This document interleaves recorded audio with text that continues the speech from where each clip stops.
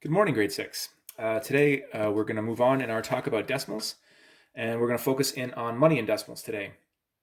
And our learning target is that we can add and subtract money amounts and solve word problems involving money. Just a few skills that you need to know about for adding and subtracting money with decimals. You need to be able to add and subtract decimals, obviously. You need to be able to do regrouping, and you need to be kind of familiar with money and specifically Canadian currency. So here we go. The first page we're going to show just some Canadian currency. These are kind of over here we see the bills that we have access to. And then over here is kind of where I wanted to just highlight. These are the decimal equivalents of our Canadian currency. So it goes from nickel to a $2 coin. These are all our coins. And just for those unfamiliar, our $1 coin we colloquially call a loonie, and our $2 coin gets called a toonie. All right, so when we are adding money, we need to make sure that we are lining stuff up very similarly to how we do it in addition and subtraction. So we need to make sure that the decimal points are lined up over top of each other because we're going to be adding, carrying down. We typically go from right to left, and then carrying and regrouping as necessary. So just make sure decimal is lined up, and then dollars over dollars, cents over cents, etc. So I have a couple of questions to just go through with you to do these. These are addition questions. So we have 3 and 4 add to 7. 3 and 7 add up to 10. And again, notice I've done the regrouping. I carry the decimal place down, and then 1 plus 2 plus 2 is 5. So we say then that $2.33 plus $2.74 equals $5.07. And then the next question, again, slightly larger one, still addition. We have 4 plus 2 is 6, 7 plus 2 is 9. Again, carry down the decimal. 0 and 5 is 5. 1 and 1 is 2. And then carry down the dollar sign so that we know that we're working with money. Okay, on to the next one. The next thing that we're going to move on to is to be adding money through using word problems. If you get stuck on a word problem, remember to use our cubes method. I talked about it in a previous video, but if you're stuck, you can use that one.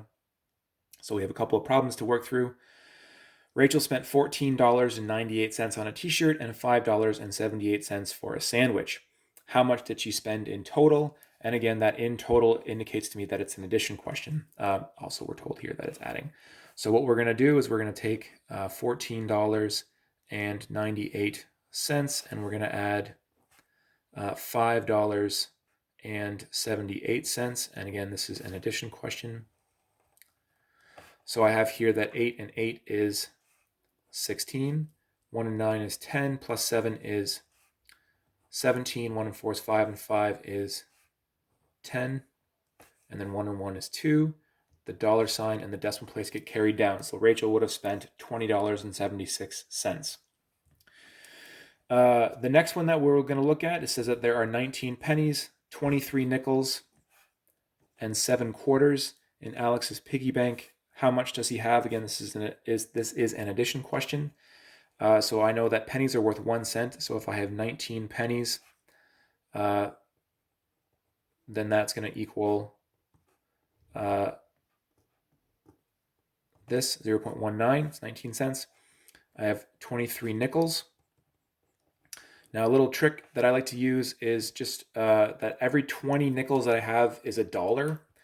And so if I have 20 nickels, I know that that's $1. If I have 3 more, then I know that I have $1 and then 15 cents. So that's how much I would have. If I have 7 quarters,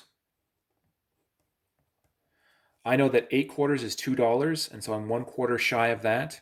And so I would say then that's $1.75. So those are my 3 values, and then what I need to do is add them together. So I would have 0.19, again using the dollar sign. I'd have $1.15, and I have $1.75. I really like using the graph paper because it helps me just kind of give everything its own little square. It keeps everything nice and organized and able to line up. So I have 5 and 5 is 10, and 9 is 19. 1 plus 1 is 2, plus 1 is 3, plus 7 is 10. Carry down the decimal. 1 plus 1 plus 1 is 3. So all that change for Alex totals $3.09. So let's move on to the next thing as well. What we move on to is being able to subtract. So again, set up the same way as addition. Decimal signs are lined up, tenths, hundredths, ones, tens, all lined up properly. And then we just take the smaller number away from the bigger number here. So we have 9 minus 5 is 4, 8 minus 3 is 5. Carry down the decimal place again. 8 minus 2 is 6, 9 minus 6 is 3. Carry down the dollar sign. So again, these questions here have nothing to do with regrouping. It's all pretty straightforward. So we have 0 minus 0, 0 minus 0, carry down the decimal. 9 minus 7 is 2, 7 minus 6 is 1. I know it's pretty quick, but that gives us $12. And then here, notice that we have nothing in this space. This is a 2-digit minus 1-digit, still going to work out. 7 minus 2 is 5, 9 minus 7 is 2. Carry down the decimal, 9 minus 9 is 0, and then the 8 just gets carried down. So that equals 80 decimal, or $80.25. And again, I carry down the dollar sign. These three questions have to do with, they do require some regrouping. So here I would have 2 minus 4, so I borrow from the 3. That becomes a 12, and then so 12 minus 4 is 8. Next I have 2 minus 4, which I have to borrow here. So then it's 12 minus 4, which is 8. Carry down the decimal. 5 minus 1 is 4. 8 minus 7 is 1. Carry down the dollar sign. So that is $14.88. So over here, I have 0 minus 8, which I can't do. I got to go a couple units over to borrow. So that becomes 10, but then that becomes 9 as I got to borrow here. And then so I have 10 minus 8, which is 2. I know I did that pretty quickly, but it's basically a way to get the numbers over quickly. Here I have 9 minus 5 is 4. Carry down the decimal. 1 minus 1 is 0, and then 5 minus 2 is 3. And then lastly, I'm going to borrow. So I have 7 minus 8. I got to borrow from over here. So 17 minus 8 is 9. I got to borrow from over here to make this a 12 minus, so 12 minus 8 is 4. Carry down the decimal. I'm going to borrow one from here.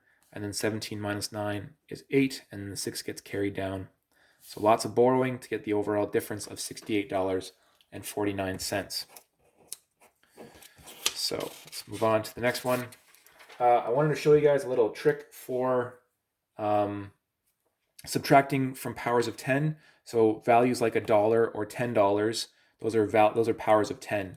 And so what we're going to do here for subtracting, rather than do all kinds of borrowing, what I'm going to do is I'm going to break $1 down into 99 cents and one other cent. And the reason I'm going to do that is then I don't have to do any borrowing here. So I'd have 9 minus 7 is 2, and then 9 minus 5 is 4. So 99 cents minus 57 cents is 42 cents.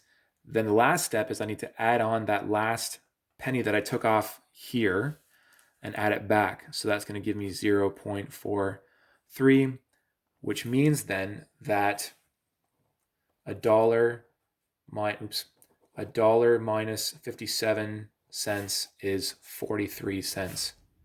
Okay, so then I have another example here. I have $10 minus $7.86.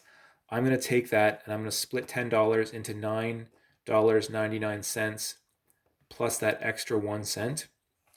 And I'm going to subtract $7.86. So then I have 9 minus 6, which is 3. 9 minus 8 is 1. Carry down the decimal. 9 minus 7 is 2. But then I'm going to just add in that 1 cent that I took off. So that's 4, 1, bang. So then I can say that $10 minus $7.86 equals $2.14. So hopefully you can find ways to use that little trick. The last thing that we're going to talk about is subtracting money in word problems. So here we have Nathan went to the grocery store with $20.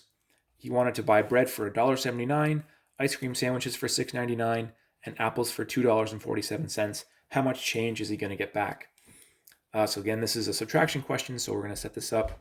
So this is $20, and we're going to take away $1.79.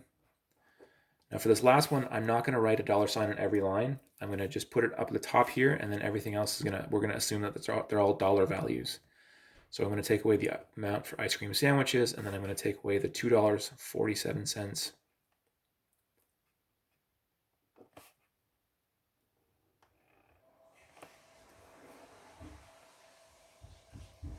and do my subtraction.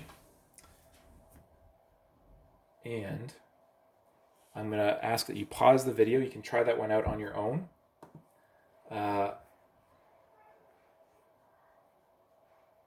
So just pause it for a second and you can do that. Try that subtraction out. So when you do 20 minus $1.79, so when you subtract this stuff, that's going to leave you with 18.21. And then when you subtract $6.99 from 18.21, that's going to leave you with $11.22. And then when you subtract $2.47 from that, you are left with $8.75. So the overall difference, once you've done all those subtractions, is $8.75. And that is how much change you're going to get. Anyway, so there's practice in the workbook. Thank you guys for watching and have a great day.